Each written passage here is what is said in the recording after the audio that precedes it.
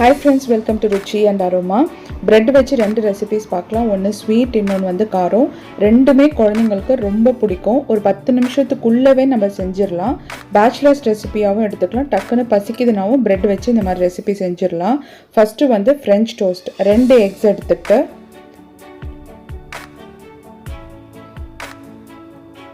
நல்லா பீட் பண்ணிடுங்க. இதுக்கு அரை கப் பால், காய்ச்சி ஆற வச்ச பால், அரை ஸ்பூன் வெனிலா எசன்ஸ், ஒரு பிஞ்ச் அளவுக்கு சின்னமன் பவுடர், அது வந்து உங்கள் விருப்பம் தான், வேணும்னா சேர்த்துக்கலாம். 2 டேபிள் ஸ்பூன் சர்க்கரை, ஒரு பிஞ்ச் அளவுக்கு சால்ட். எப்பவுமே உப்பு சேர்க்கும் போது அந்த ஸ்வீட் வந்து ஒரு ஃப்ளேவர் ஆட் பண்ணி கொடுக்கும், அதுக்காக சேர்க்கறது. இதை நல்லாவே பீட் பண்ணிவிடுங்க. எல்லாம் கலந்த அப்புறமா ப்ரெட் வந்து நீங்கள் எந்த ப்ரெட் வேணால் எடுத்துக்கலாம். வீட்டும் எடுத்துக்கலாம், இல்லைனா மில்க் ப்ரெட்டும் எடுத்துக்கலாம். கொஞ்சம் இந்த மாதிரி கனமான ஸ்லைசஸாக இருந்தால் சாப்பிட நல்லா ஒரு ஃப்ளஃபியாக இருக்கும்.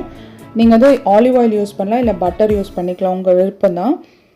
இந்த மாதிரி ப்ரெட்டை வந்து இதில் டிப் பண்ணிவிட்டு டோஸ்ட் பண்ணிக்கோங்க 2 பக்கமும். ஃப்ளேம் மட்டும் மிதமான தீயில் வச்சு பார்த்துக்கிட்டிங்கன்னா கருக்காமல் எடுத்துருங்க. அவ்வளோதான், ப்ரெட் டோஸ்ட் வந்து ரெடி ஆயிரும். இந்த அளவுக்கு வந்து நீங்கள் ஒரு 6லேருந்து 8 ப்ரெட் வரைக்கும் செய்யலாம். கண்டிப்பாக ட்ரை பண்ணி பாருங்கள். அடுத்து வந்து காரம், ப்ரெட் உப்மா. ப்ரெட் உப்மா வந்து காரம் பிடிக்கிறவங்க இல்லை பேச்சுலர்ஸ்க்கெலாம் டக்குன்னு ஒரு பசிக்குதுன்னா நம்மளுக்கு ஃபில்லிங்காக இருக்கும். ஃபஸ்ட்டு வந்து ப்ரெட்டை டோஸ்ட் பண்ணிக்கோங்க. இதுவுமே வந்து பட்டர் யூஸ் பண்ணால் இன்னும் நல்லா டேஸ்ட்டாக இருக்கும். நான் ஆலிவ் ஆயில் தான் யூஸ் பண்ணியிருக்கேன்.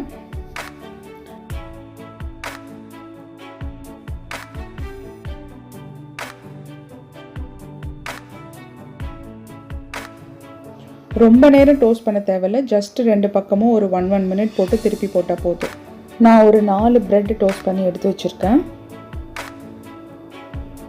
அதை இந்த மாதிரி கட் பண்ணிக்கோங்க. இப்போ பேனில் ஒரு 3 ஸ்பூன் எண்ணெய், கடலைப்பருப்பு 1 ஸ்பூன், கடுகு 1 ஸ்பூன், கடுகு நல்லா பொரிஞ்சதும் 1/4 ஸ்பூன் உளுத்தம் பருப்பு, இஞ்சி 1 ஸ்பூன் நீள நீளமாக சும்மா சாப் பண்ணியிருக்கேன், பச்சை மிளகாய் 1, கருவேப்பிலை கொஞ்சம், ஒரு மீடியம் சைஸ் வெங்காயம். இதெல்லாம் நல்லா கொஞ்சம் வதங்கட்டும். ரொம்ப ப்ரௌனாக ஆக தேவையில்ல, லேசான அந்த டிரான்ஸ்பரண்ட்டாக வந்தால் மட்டும் போதும். கூட உங்களுக்கு என்ன வெஜிடபிள்ஸ் இருக்கோ அதை ஆட் பண்ணிக்கலாம். நான் எனக்கு க்ரீன் பீஸ் ஆட் பண்ணுறேன். நீங்கள் வந்து கேரட் ஆட் பண்ணலாம், கேப்சிகம் ஆட் பண்ணலாம், அதெல்லாம் ஆட் பண்ணால் கூட நல்லாயிருக்கும். இப்போ ஒரு தக்காளி, இதுவும் மீடியம் சைஸ் தக்காளி. இது வந்து நல்லா சாஃப்ட் அண்ட் முஷி, அப்படியே கொஞ்சம் நல்லா வதங்கட்டும். அதுக்கு தேவையான உப்பு கொஞ்சமாக சேர்த்துக்கிறேன்.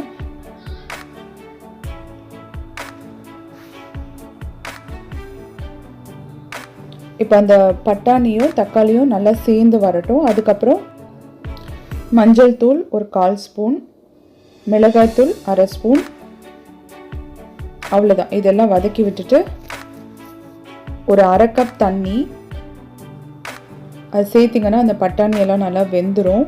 மூடி போட்டு வேக வச்சுருங்க. மசாலா வந்து ரொம்ப ட்ரை ஆகக்கூடாது. இப்படி ட்ரை ஆகிடுச்சுன்னா இன்னும் ஒரு 2 ஸ்பூன் மட்டும் தண்ணி சேர்த்துட்டு அது கொஞ்சம் தண்ணி பதம் இருக்கட்டும். அப்போ தான் அந்த ப்ரெட்டில் வந்து அந்த மசாலாலாம் இழுக்கும். ஏன்னா ப்ரெட்டு போட்டிங்கன்னா ரொம்ப ட்ரை ஆயிரும். ஸோ அதுக்காக கொஞ்சம் தண்ணி இருக்கட்டும். கொஞ்சம் மூடி போட்டு வைக்கிறேன். அவ்வளோதான், இந்த மாதிரி இருந்தால் போதும். இப்போ நம்ம ப்ரெட் பீசஸ்லாம் அதில் ஆட் பண்ணிவிட்டு பூரா நல்லா கலந்து விட்டுடுங்க.